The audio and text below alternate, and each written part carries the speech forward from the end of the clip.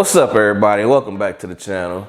As you can see, I put on a couple pounds and I think it's about time for me to do something about it. Today I'm going to be showing you guys how to make a delicious and healthy breakfast option using these overnight oats. You're going to need your rolled oats. I'm rolling with the Quaker Oats overnight rolled oats.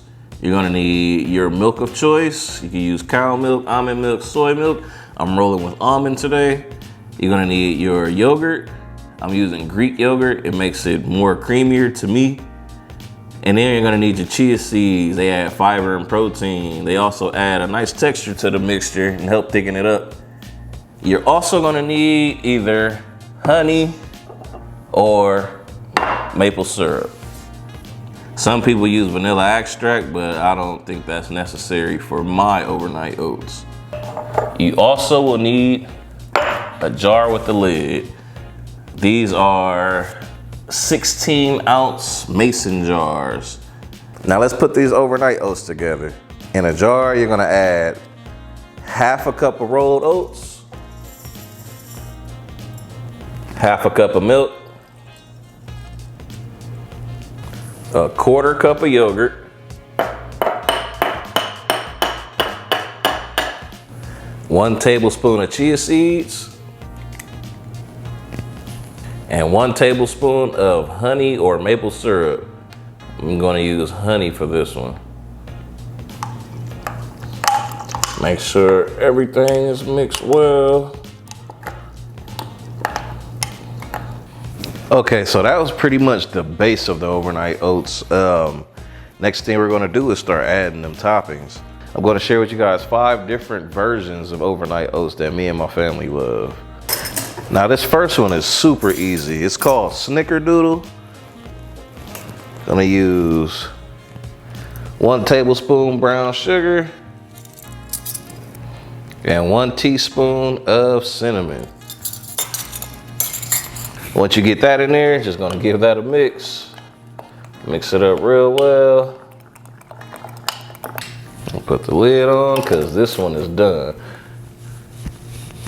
Snickerdoodle. Now this one I like to call PB&J because that's exactly what's in it. You're gonna melt down a tablespoon of peanut butter. And we're gonna put that in there. All right, and after that, we're gonna add a tablespoon of strawberry jam. I'm using Smucker's sugar-free. Then all we're gonna do is mix that up. And also with the peanut butter and jelly, when you can add crushed peanuts to it to add a little texture. All right, and this is done. All right, next up, we're gonna call this one peach cobbler. First thing you wanna do is add a tablespoon of brown sugar, and then we're gonna add a teaspoon of cinnamon. Gonna add a tablespoon of this sugar-free peach preserves. And then all we're gonna do is mix that up. All right, with this one, I like to add a little graham cracker right before I eat it. You don't want to put it in there overnight, it'll be soggy. So right before you eat it, just take it out, open your jar up, and crumble a little graham cracker on top. It's gonna add a nice texture to it. All right, now this one's one of my favorites because we get to add chocolate to it. We're gonna call this one s'mores. So you're gonna start off with your base. Then you're gonna add a tablespoon of chocolate chips. And then you're gonna cut up some cream cheese. This is about 2 tablespoons. I cut it into little small squares. And you just drop the little pieces in there. And with this one, you're gonna add a graham cracker to it. You can't have s'mores without graham cracker, right? This one right here is also one of my favorites. I'm gonna call this strawberry cheesecake. Put a tablespoon of sugar-free strawberry jam in there. And we're gonna mix it up.